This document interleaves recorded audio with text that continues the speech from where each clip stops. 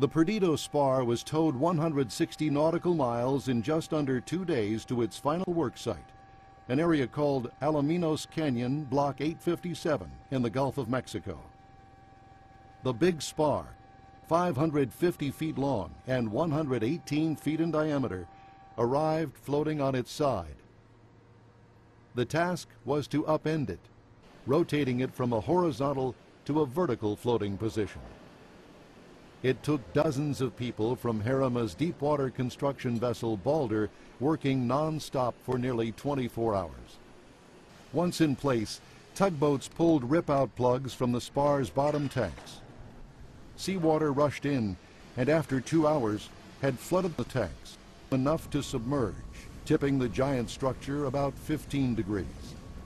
Water was pumped into the tanks through hoses from the Balder over the next 24 hours, filling the tanks until the entire spar floated upright in the water. Next, wielding polyester and chain mooring lines strong enough to hold firm against hurricanes as powerful as Katrina, workers secured the floating giant to previously installed anchor piles in the sea floor, nearly 8,000 feet below. It will take a month to fasten all 9 mooring lines.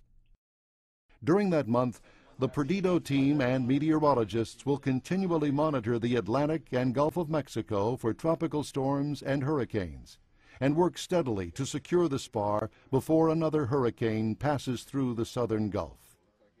As far as our weather window, this time of the year we're approaching the peak of hurricane season, so there's a tremendous amount of weather forecasting services that we use for the project. We're broken up the tow out, the installation offshore, into a number of phases. We look at each phase for a particular weather window.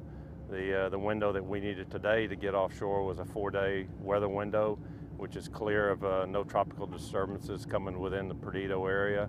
And then we have other steps offshore that we look at weather windows for each particular activity that we're going to do. To get storm safe, once we depart here, to getting our first 3 mooring lines connected offshore is roughly 10 days to 2 weeks. Back at Ingleside on the Texas coast, workers are finishing the topsides production module for setting atop the spar in early 2009.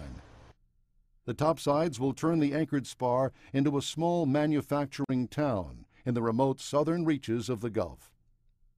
A self-contained facility with its own power generation, the topsides contain the production equipment, drilling rig, helicopter landing pad, and living quarters for a crew of up to 150.